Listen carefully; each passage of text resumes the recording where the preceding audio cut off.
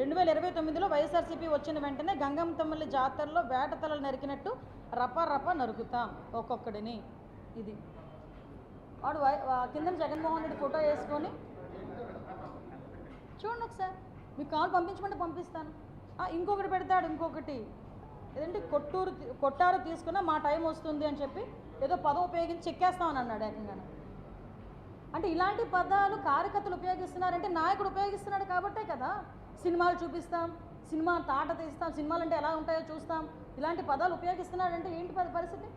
నేను ఒకటే కోరుకుంటున్నా, ఈరోజు శాంతి భద్రత ఇప్పుడు ఏంటంటే ప్రశాంతంగా వెళ్తుంది, సంక్షేమ కార్యక్రమాలన్నీ కూడా ప్రజలకి చక్కగా వెళ్తున్నాయి, ప్రజలందరూ సంతోషంగా ఉన్నారు, పెట్టుబడులు వస్తున్నాయి, పరిశ్రమలు వస్తున్నాయి, ఉద్యోగ అవకాశాలు కల్పిస్తున్నారు ఎన్డీఏ గవర్నమెంట్, కేంద్ర ప్రభుత్వం తలకి సహాయ సహకారాలు ఉంది. ఈ టైంలో కనుక వాళ్ళు ఎక్కడ మరుగున పడిపోతారా అని వాళ్ళ ఉనికి కాపాడుకోవడం గురించి శాంతి భద్రత విఘాతం కలిగించి వాళ్ళ సొంత పార్టీ కార్యకర్తలు చనిపోతున్నా కూడా పట్టించుకోకుండా బయట తిరుగుతున్నాడంటే ఒకసారి మనం ఆలోచన చేసుకోవాలి. మీరు అబ్జర్వ్ చేయండి, ఈ సంవత్సర కాలంలో జగన్మోహన్ రెడ్డి ఎక్కడికి వెళ్ళినా కూడా ఏదో ఒక ఇన్సిడెంట్ క్రియేట్ చేస్తూనే ఉన్నాడు. అనంతపురంలో వెళ్ళి అక్కడ హెలికాప్టర్ దగ్గరికి, అక్కడ ఏమి అంటే హెలికాప్టర్ ఏదో సాంకేతిక లోపం వచ్చిందని బై రోడ్ వెళ్ళడానికి ప్రయత్నం చేయడం, ఆ రోజు బై రోడ్ వెళ్ళడం, ఆ రోజు కూడా వాళ్ళ కార్యకర్తలు అందరూ వచ్చేసి అక్కడ ఏదో టెక్నికల్ ప్రాబ్లం కావాలని క్రియేట్ చేశారన్నట్టుగా ఒకటి క్రియేట్ చేయటం, అక్కడతో అది అయిపోయింది. దాన్ని క్లియర్గా మా పోలీసులందరూ కూడా క్లియర్గా ఇన్ఫర్మేషన్ ఇచ్చేసరికి వైఎస్ఆర్సీపీ ఆ పేటీఎం బ్యాచ్ అంతా నోరు మూసుకుని కూర్చుంది. మళ్ళీ మొన్న పొదిలిలోని వెళ్ళేసరికి అక్కడ పొగాకు రైతుల గురించి అని మాట్లాడడానికి వెళ్ళి పొగాకు రైతుల గురించి మాట్లాడకుండా ఏదేదో మాట్లాడిన సందర్భం. ఆ రోజు కూడా పోలీసుల మీద రాళ్ళు ఇరువిన పరిస్థితి. అరే ఏందిరా ఇలా చేస్తున్నారని చెప్పి పోలీసుల మీద రాళ్ళు ఇరువిన వాళ్ళ కేసులు కనుక చూస్తే 9 మందిని అరెస్ట్ చేస్తే 9 మంది మీద కూడా ప్రీవియస్ కేసులు ఉన్నాయి. అరే గాంజా బ్యాచ్లో పట్టుబడిన వాళ్ళు ఇంచుమించుగా చెప్పాలంటే తెనాల్లోని భయభ్రాంతులు గురి చేస్తున్న వాళ్ళని కూడా పరామర్శించడానికి జగన్మోహన్ రెడ్డి వెళ్ళినప్పుడు జనాల్ని సమీకరించుకొని వెళ్ళాడంటే ఒక్కసారి ఆలోచన చేసుకుని అతని తాలూకా మెంటాలిటీ ఎలా ఉంటుందో. ఇది మేము చెప్పడానికి కాదండి, ఈరోజు ప్రజలు కూడా గమనిస్తున్నారు, ప్రజలు కూడా ఆలోచన చేస్తున్నారు. మేము పెట్టిన అప్పీల్ ఒకటే, ఈరోజు ఇలాంటి వ్యక్తులు అసలు సొసైటీలో ఉండడానికి కూడా అర్హత లేదు. మళ్ళీ పైగా వీళ్ళ నాయకులు బయటకు వచ్చి ఏదేదో మాట్లాడుతున్నారు. ఒక గాంజా బ్యాచ్ని పరామర్శించడానికి ఒక ఎక్స్-సీఎం వెళ్తాడు. అరే బెట్టింగ్లోని చనిపోయిన అతనికి సంవత్సరం తర్వాత పరామర్శించడానికి వెళ్తూ అప్పటికప్పుడు చనిపోయిన ఇతర కార్యకర్తల గురించి కూడా పట్టించుకోడు, వెళ్ళిపోతాడు. ఓ పక్క నుంచి వేరే పరామర్శకు వెళ్తున్నానని చెప్పేసి ఆ పరామర్శకు వెళ్ళి హెలికాప్టర్ సాంకేతిక లోపం ఉంది, నన్ను ఏదో చేసేయడానికి చేస్తున్నారని చెప్పి అదొక క్రియేషన్. వీటన్నిటి మీద ఎస్పీ మన డిపార్ట్మెంట్ వాళ్ళు కూర్చొని ప్రెస్ మీట్లు పెడితే తిరిగి వాళ్ళ మీద ఏదో రకంగా మాట్లాడు. ఈ నాగమల్లేశ్వరరావు గారిని కూడా ఆ రోజు జూన్ 4వ తారీఖున కౌంటింగ్ సందర్భంగా ఏ విలేజ్లోనైనా జరుగుతుంది, ఏ పోలీస్ స్టేషన్ పరిధిలోనైనా 2 పార్టీలకి సంబంధించిన వాళ్ళు ఎవరైనా గొడవ పెట్టుకుంటారని సంగతి ఇన్ఫర్మేషన్ వస్తే కంపల్సరీ పోలీస్ స్టేషన్లోకి తీసుకొచ్చి కూర్చోబెడతారు, తర్వాత అయిపోయిన తర్వాత పంపిస్తారు. 5వ తారీఖున అలాగే పంపించారు. బాబు కొన్ని రోజులు ఇబ్బందిగా ఉంటుంది కాబట్టి మీకు గుంటూరు వెళ్ళి ఆయన ఆర్థిక ఇబ్బందుల వల్ల ఆయనకున్న బెట్టింగ్ పాపం బెట్టింగ్ చేసుకుని ఇంచుమించు 10 కోట్ల రూపాయలు బెట్టింగ్ చేస్తే ఎలా తీర్చుకోవాలో తెలియక వాళ్ళ నాయకుడికి వెళ్ళి చెప్పుకోలేక ఆత్మహత్య చేసుకుంటే దాన్ని పోలీసుల వైఫల్యం కింద ప్రభుత్వ వైఫల్యం కింద క్రియేట్ చేసి సంవత్సరం తర్వాత, నేను ఎందుకు పదే చెప్తున్నానంటే సంవత్సరం తర్వాత వెళ్ళి పరామర్శించడం. ఒకసారి ఇవన్నీ కూడా ప్రజలందరూ కూడా గమనించాల్సిందిగా కోరుకుంటారు. కానీ వీళ్ళు 3 రోజుల ముందు మాకు ఎలా పర్మిషన్ కావాలి అని ఏర్పాటు జరిగినప్పుడు చాలా క్లియర్గా పోలీస్ డిపార్ట్మెంట్ వాళ్ళు చెప్పారు. ఏదైతే ఆ విలేజ్ ఉందో, రెంటపల్లి విలేజ్ ఉందో, ఆ విలేజ్ చాలా ఆ నేరో రోడ్డు, అంటే వాళ్ళ ఇంటికి వెళ్ళే రోడ్డు 10 అడుగుల రోడ్డు, వెళ్ళడం రావడం కూడా ఎంట్రీ ఎగ్జిట్ ఒకే రోడ్లో ఉంటాయి. కాబట్టి ఒక Z+ సెక్యూరిటీ అనే వ్యక్తికి మేము సెక్యూరిటీ ఇచ్చేటప్పుడు మీరు ఎక్కువ మందిని మొబిలైజ్ చేసి తీసుకొచ్చినప్పుడు 30,000-40,000 మందిని తీసుకొచ్చేటప్పుడు ఇబ్బంది కలుగుతుంది. సో అటువంటి సందర్భంలో మేము కొంచెం ఇబ్బంది పడతాం కాబట్టి మీరు అన్ని వెహికల్స్ కాదు, మీ క్యాన్వాయ్తో పాటు ఒక 3 వెహికల్స్ ప్లస్ ఒక 100 మంది మీరు నిజంగా అతన్ని పరామర్శించాలనుకుంటే ఈ రకంగా పరామర్శించండి అని ఎస్పీ గారు, సాక్షాత్ ఎస్పీ పల్నాడు ప్రెస్ మీట్ పెట్టారు. వాళ్ళకి నోటీసులు కూడా ఇచ్చున్నారు. చుట్టుపక్కల కాన్స్టిట్యున్సీస్ నుంచి ఇప్పుడు నరసరావుపేట, గుంటూరు, మాచర్ల ఇటువంటి నియోజకవర్గాల నుంచి, పల్నాడు ఇటువంటి నియోజకవర్గాలన్నిటి నుంచి కూడా మొబిలైజ్ చేయడానికి ప్రయత్నం చేస్తున్నారన్న సంగతి రిపోర్ట్స్ వచ్చి వాళ్ళందరినీ కూడా రిక్వెస్ట్ చేసుకున్నారు. ఇలా ఇబ్బందులు కలుగుతాయని చాలా క్లియర్గా చెప్పారు. అయినప్పటికీ కూడా అతను స్టార్ట్ అవ్వడం ఇంచుమించుగా ఒక 10:30 ఆ టైంకి స్టార్ట్ అయితే ఎత్తి కొడితే 80 కిలోమీటర్లు, ఒక 2 hours వేసుకున్న 2 hours అవుతుంది. కానీ ఆ విలేజ్ వెళ్ళేదానికి కావాలని దారి పొడుగున వాళ్ళ కార్యకర్తల్ని పెట్టుకొని, అంటే అతను బల నిరూపణకి చూసుకోవడానికి దాని మధ్యలో ఒక ఫ్లెక్సెస్ కూడా, ఆ ఫ్లెక్సెస్ కూడా మీరు ఒకసారి అబ్జర్వ్ చేస్తే ఒకడు పెడతాడు రపా రపా కోసేస్తామంటాడు, ఒకడు ఫ్లెక్సీ పట్టుకుంటాడు, ఒకడు ఇంకోటి అంటాడు పల్నాడు నుంచి స్టార్ట్ అవుతుంది రాజారెడ్డి రాజ్యాంగం అని చెప్పి ఒకడు పట్టుకుంటాడు. ఇంకొకడు వచ్చి మాట్లాడతాడు ఈ రోజుతో మీకు అయిపోయింది, మాకు టైం వస్తుంది, మేము నరికేస్తామంటాడు ఇంకొకడు. అంటే ఇలాంటి ప్లేకార్డ్స్తోని ఒక రకంగా చెప్పాలంటే రెచ్చగొడుతూ, జనాల్ని రెచ్చగొడుతూ వాళ్ళ తాలూకా ఆ ర్యాలీ ఎలా జరిగిందో మీరు అందరూ కూడా చూశారు. అరౌండ్ 3:30కి ఇంచుమించుగా అక్కడికి రీచ్ అయ్యే పరిస్థితి కనిపించింది. అంటే నేను ఇక్కడ ఏమంటానంటే ఇక్కడ చాలా యాంగిల్స్ నుంచి మనం ఆలోచించాలండి. జగన్మోహన్ అదే పరిస్థితుల్లో మనకి గుంటూరు జిల్లాకి సంబంధించి మనకి పత్తిపాడు కాన్స్టిట్యున్సీకి సంబంధించిన సింగయ్య అని ఒక వ్యక్తి, అతను ప్లంబర్, అతని వ్యక్తి జగన్మోహన్ రెడ్డి వాళ్ళ పార్టీ కార్యకర్త, సింపథైజర్. అతను ఆ ర్యాలీలో పాల్గొని ఒక వెహికల్ హిట్ ఇచ్చేస్తే ఆ వెహికల్ కూడా ఆపలేదు సరికదా, అతన్ని పక్కకి లాగేసే పరిస్థితి. అక్కడ మా డిపార్ట్మెంట్ వాళ్ళు చూసి 108 ఎక్కించి జీజీహెచ్కి అక్కడ గుంటూరు హాస్పిటల్, గవర్నమెంట్ హాస్పిటల్కి తీసుకెళ్తే అక్కడికి వెళ్ళిన తర్వాత చనిపోయిన పరిస్థితి. అంటే ఇక్కడ ఒక్క విషయం మాట్లాడుతున్నానండి. సంవత్సరం ముందు చనిపోయిన నాగమల్లేశ్వరరావుని పరామర్శించడానికి వెళ్తూ అప్పటికప్పుడు అతను క్యాన్వాయ్ గుద్దిన ఒక దళితుడికి చనిపోతే కనీసం దాని మీద ఖండించిన పరిస్థితి కాదు కదా, కనీసం పరామర్శిస్తున్నట్టు కానీ ఎటువంటి దాని మీద ఎటువంటి ఒక వాయిస్ కూడా రాలేని పరిస్థితి. కనీసం క్యాన్వాయ్ ఆపలేదు. అరే సంవత్సరం ముందు చనిపోయిన వ్యక్తిని పరామర్శించడానికి వెళ్తున్నప్పుడు అప్పటికప్పుడు ప్రాణం పోయి, రోడ్డు మీద ప్రాణం పోయింది. కనీసం అతను కనుక వెంటనే తీసుకెళ్ళి హాస్పిటల్లో జాయిన్ చేసి ఉంటే అతను బతికేవాడేమో. హిట్ ఇచ్చిన పక్కకు లాగేసే పరిస్థితి. మళ్ళీ పోలీసులు చూసుకుని వాళ్ళని 108లోకి తీసుకెళ్తే అక్కడ చనిపోయిన పరిస్థితి. అంటే ఒక ప్రాణానికి విలువ లేదు, పోయిన ప్రాణం మీద రాజకీయం చేస్తున్నాడు. ఇక్కడ క్లియర్గా మనం అర్థం చేసుకోవాలి అతని తాలూకా సైకో మెంటాలిటీ. మేము పదే ఇంతకు ముందు అతను అధికారంలో ఉండేటప్పుడు సైకో అంటే చాలామంది మమ్మల్ని తిట్టారు. కొంతమంది ఏంటంటే అలా అంటారేంటి, సీఎం కదా అన్నారు. ఎస్, అతను చేసిన పనులు అలా ఉన్నాయి కాబట్టి ఈరోజు ఎక్కడైనా అంటే ఈ పదం నేను చెప్పాలి, ఒక బెట్టింగ్లోని ప్రాణం పోయిన వ్యక్తికి సంబంధించిన ఒక విగ్రహ ఆవిష్కరణకి ఒక ఎక్స్ సీఎం వెళ్ళటం నాకు తెలిసి ప్రపంచంలో ఫస్ట్ టైం అయి ఉంటుంది. ఇలాంటి సంఘటన ప్రపంచంలోనే ఫస్ట్ టైం అయి ఉంటుంది నాకు తెలిసి. అంటే ఒకసారి మనం ఎటువైపు వెళ్ళిపోతున్నాం అనేది ఒకసారి క్లియర్గా చూసుకోవాలి. కనీసం ఆ దళితుడు చనిపోయిన తర్వాత ఆ దళితుడు ఎందుకు చనిపోయాడు, ఎలా చనిపోయాడు కనీసం పరామర్శించిన పరిస్థితి కాదు కదా, క్యాన్వాయ్ కూడా ఆపుకుండా వెళ్ళిపోయాడు. నేను ఒక సంఘటన గుర్తు చేస్తానండి. కందుకూరులోని ఇలాంటి సంఘటనే మేము ప్రతిపక్షంలో ఉన్నప్పుడు జరిగితే, ఒక స్టాంపేడ్ జరిగితే ఇమీడియట్గా మీటింగ్ ఆపేసి ఆ కుటుంబాలందరినీ పరామర్శించుకొని వాళ్ళకి ఎక్స్గ్రేషియా ఇచ్చి, ఆ పార్టీ తరపున ఎక్స్గ్రేషియా ఇచ్చి మళ్ళీ మీటింగ్ అక్కడ పెట్టకుండా నెక్స్ట్ కావలికి మీటింగ్ వెళ్ళిన పరిస్థితి కూడా మనకు తెలుసు. అంటే ఒక రెస్పాన్సిబిలిటీ ఉన్న రాజకీయ నాయకుడు చేయాల్సిన పని అది. కానీ ఇర్రెస్పాన్సిబుల్ రాజకీయ నాయకుడు శవాల మీదే రాజకీయం చేయాలనుకునేవాడు ఇలాంటి పరిస్థితుల్లో జగన్మోహన్ రెడ్డి పనిచేస్తున్నాడు అంటేనే ఒకసారి మనందరం కూడా ఆలోచన చేసుకోవాలి. తర్వాత జయవర్ధన్ రెడ్డి అని ఇంకొక అబ్బాయి చనిపోయాడు. సత్తెనపల్లి కాన్స్టిట్యున్సీకి సంబంధించిన జయవర్ధన్ రెడ్డి అని 37 సంవత్సరాల అబ్బాయి చనిపోయాడు. ఈ చావులకి కారణం జగన్మోహన్ రెడ్డి కాదా?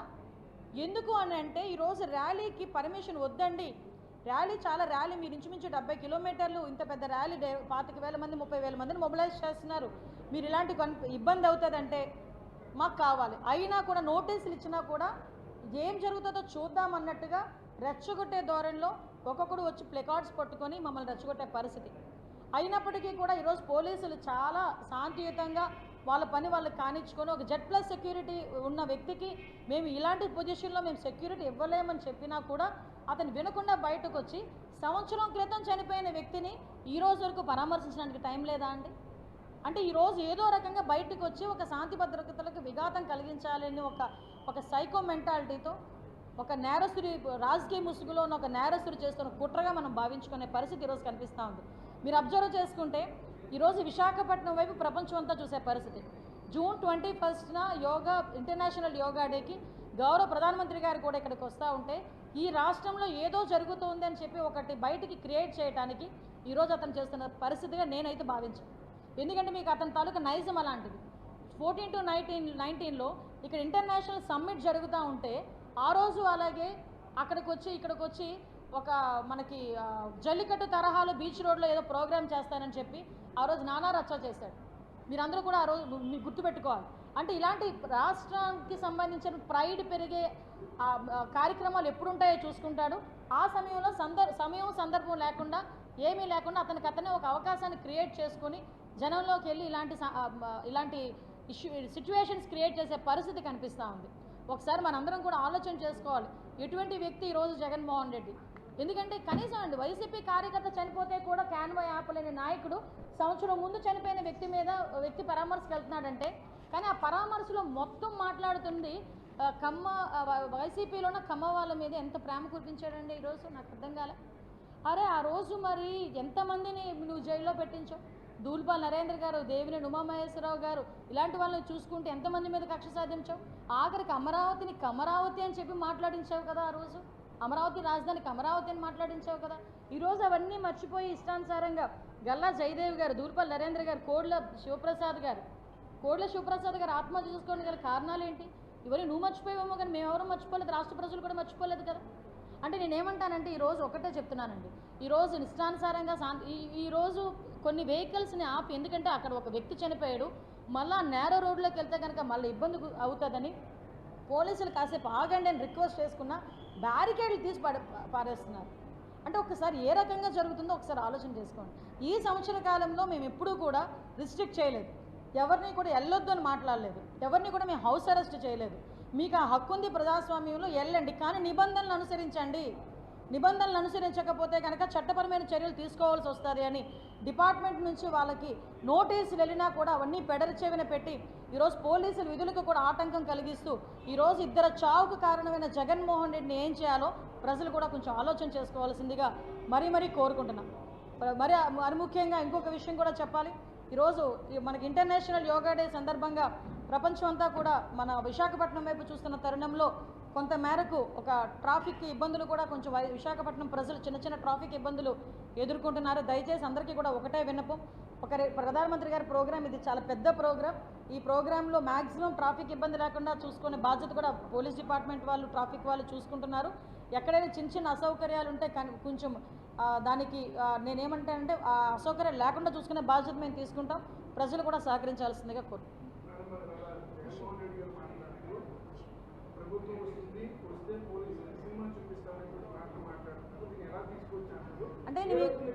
అంటే నేను ఇందాక ఒక మాట చెప్పానండి, మీకు ఒకటి ఆ పోస్ట్ కూడా చూపిస్తా. అతని మాటలకి అతని తాలూకా కార్యకర్తల తాలూకా బిహేవియర్స్కి ఎంత కోఇన్సిడెన్స్ ఉంటుందంటే, ఇది ఒకటి పెట్టాడండి, ప్లకార్డ్ పట్టుకున్నాడు.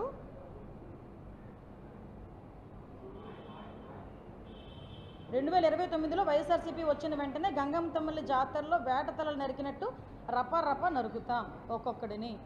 ఇది వాడు కింద జగన్మోహన్ రెడ్డి ఫోటో వేసుకొని చూడండి ఒకసారి. మీకు కాల్ పంపించమంటే పంపిస్తాను. ఇంకొకటి పెడతాడు, ఇంకొకటి ఏదంటే కొట్టారు తీసుకున్నా మా టైం వస్తుంది అని చెప్పి ఏదో పదం ఉపయోగించి చెక్కేస్తామని అన్నాడు ఏకంగా. అంటే ఇలాంటి పదాలు కార్యకర్తలు ఉపయోగిస్తున్నారంటే నాయకుడు ఉపయోగిస్తున్నాడు కాబట్టే కదా. సినిమాలు చూపిస్తాం, సినిమా తాట తీస్తాం, సినిమాలు అంటే ఎలా ఉంటాయో చూస్తాం, ఇలాంటి పదాలు ఉపయోగిస్తున్నాడంటే ఏంటి పరిస్థితి? నేను ఒకటే కోరుకుంటున్నా, ఈరోజు శాంతి భద్రత ఇప్పుడు ఏంటంటే ప్రశాంతంగా వెళ్తుంది, సంక్షేమ కార్యక్రమాలన్నీ కూడా ప్రజలకి చక్కగా వెళ్తున్నాయి, ప్రజలందరూ సంతోషంగా ఉన్నారు, పెట్టుబడులు వస్తున్నాయి, పరిశ్రమలు వస్తున్నాయి, ఉద్యోగ అవకాశాలు కల్పిస్తున్నారు ఎన్డీఏ గవర్నమెంట్, కేంద్ర ప్రభుత్వం తలకి సహాయ సహకారాలు ఉంది. ఈ టైంలో కనుక వాళ్ళు ఎక్కడ మరుగున పడిపోతారని వాళ్ళు ఉనికి కాపాడుకోవడం గురించి శాంతి భద్రత విఘాతం కలిగించి వాళ్ళ సొంత పార్టీ కార్యకర్తలు చనిపోతున్నా కూడా పట్టించుకోకుండా బయట తిరుగుతున్నాడంటే ఒకసారి మనం ఆలోచన చేసుకోవాలి. మీరు అబ్జర్వ్ చేయండి, ఈ సంవత్సర కాలంలో జగన్మోహన్ రెడ్డి ఎక్కడికి వెళ్ళినా కూడా ఏదో ఒక ఇన్సిడెంట్ క్రియేట్ చేస్తూనే ఉన్నాడు. అనంతపురంలో వెళ్ళి అక్కడ హెలికాప్టర్ దగ్గరికి, అక్కడ ఏమి అంటే హెలికాప్టర్ ఏదో సాంకేతిక లోపం వచ్చిందని బై రోడ్ వెళ్ళడానికి ప్రయత్నం చేయడం, ఆ రోజు బై రోడ్ వెళ్ళడం, ఆ రోజు కూడా వాళ్ళ కార్యకర్తలు అందరూ వచ్చేసి అక్కడ ఏదో టెక్నికల్ ప్రాబ్లం కావాలని క్రియేట్ చేశారన్నట్టుగా ఒకటి క్రియేట్ చేయటం, అక్కడతో అది అయిపోయింది. దాన్ని క్లియర్గా మా పోలీసులందరూ కూడా క్లియర్గా ఇన్ఫర్మేషన్ ఇచ్చేసరికి వైఎస్ఆర్సీపీ ఆ పేటీఎం బ్యాచ్ అంతా నోరు మూసుకుని కూర్చుంది. మళ్ళీ మొన్న పొదిలిలోనే వెళ్ళేసరికి అక్కడ పొగాకు రైతుల గురించి అని మాట్లాడడానికి వెళ్ళి పొగాకు రైతుల గురించి మాట్లాడకుండా ఏదేదో మాట్లాడిన సందర్భం. ఆ రోజు కూడా పోలీసుల మీద రాళ్ళు ఇరిగిన పరిస్థితి. అరే ఏందిరా ఇలా చేస్తున్నారని చెప్పి పోలీసుల మీద రాళ్ళు ఇరిగిన వాళ్ళ కేసులు కనుక చూస్తే 9 మందిని అరెస్ట్ చేసి 9 మంది మీద కూడా ప్రీవియస్ కేసులు ఉన్నాయి. అరే గాంజా బ్యాచ్లో పట్టుబడిన వాళ్ళు ఇంచుమించుగా చెప్పాలంటే తెనాల్లోని భయభ్రాంతులు గురి చేస్తున్న వాళ్ళని కూడా పరామర్శించడానికి జగన్మోహన్ రెడ్డి వెళ్ళినప్పుడు జనాల్ని సమీకరించుకొని వెళ్ళాడంటే ఒక్కసారి ఆలోచన చేసుకుని అతని తాలూకా మెంటాలిటీ ఎలా ఉంటుందో. ఇది మేము చెప్పడానికి కాదండి, ఈరోజు ప్రజలు కూడా గమనిస్తున్నారు, ప్రజలు కూడా ఆలోచన చేస్తున్నారు. మేము పెట్టిన అప్పీల్ ఒకటే, ఈరోజు ఇలాంటి వ్యక్తులు అసలు సొసైటీలో ఉండడానికి కూడా అర్హత లేదు. మళ్ళీ పైగా వీళ్ళ నాయకులు బయటకు వచ్చి ఏదేదో మాట్లాడుతున్నారు. ఒక గాంజా బ్యాచ్ని పరామర్శించడానికి ఒక ఎక్స్ సీఎం వెళ్తాడు. అరే బెట్టింగ్లోని చనిపోయిన అతనికి సంవత్సరం తర్వాత పరామర్శించడానికి వెళ్తూ అప్పటికప్పుడు చనిపోయిన ఇద్దరు కార్యకర్తల గురించి కూడా పట్టించుకోడు, వెళ్ళిపోతాడు. ఓ పక్క నుంచి వేరే పరామర్శకు వెళ్తున్నారని చెప్పేసి ఆ పరామర్శకు వెళ్ళి హెలికాప్టర్ సాంకేతిక లోపం ఉంది, నన్ను ఏదో చేసేయడానికి చేస్తున్నారని చెప్పి అదొక క్రియేషన్. వీటన్నిటి మీద ఎస్పీ మా డిపార్ట్మెంట్ వాళ్ళు కూర్చొని ప్రెస్ మీట్లు పెడితే తిరిగి వాళ్ళ మీద ఏదో రకంగా మాట్లాడటం. ఈ నాగమల్లేశ్వరరావు గారిని కూడా ఆ రోజు జూన్ 4వ తారీఖున కౌంటింగ్ సందర్భంగా ఏ విలేజ్లోనైనా జరుగుతుంది, ఏ పోలీస్ స్టేషన్ పరిధిలోనైనా 2 పార్టీలకి సంబంధించిన వాళ్ళు ఎవరైనా గొడవ పెట్టుకుంటారని సంగతి ఇన్ఫర్మేషన్ వస్తే కంపల్సరీ పోలీస్ స్టేషన్లోకి తీసుకొచ్చి కూర్చోబెడతారు. తర్వాత అయిపోయిన తర్వాత పంపిస్తారు. 5వ తారీఖున అలాగే పంపించారు. బాబు కొన్ని రోజులు ఇబ్బందిగా ఉంటుంది కాబట్టి మీకు గుంటూరు వెళ్ళు. గుంటూరు వెళ్ళి ఆయన ఆర్థిక ఇబ్బందుల వల్ల ఆయనకున్న బెట్టింగ్ పాపం బెట్టింగ్ చేసుకుని ఇంచుమించు 10 కోట్ల రూపాయలు బెట్టింగ్ చేస్తే ఎలా తీర్చుకోవాలో తెలియక వాళ్ళ నాయకుడికి వెళ్ళి చెప్పుకోలేక ఆత్మహత్య చేసుకుంటే దాన్ని పోలీసుల వైఫల్యం కింద ప్రభుత్వ వైఫల్యం కింద క్రియేట్ చేసి సంవత్సరం తర్వాత, నేను ఎందుకు పదే చెప్తున్నానంటే సంవత్సరం తర్వాత వెళ్ళి పరామర్శించారు. ఒకసారి ఇవన్నీ కూడా ప్రకాలే. కానీ వీళ్ళు 3 రోజుల ముందు మాకు ఎలా పర్మిషన్ కావాలి అని ఏర్పాటు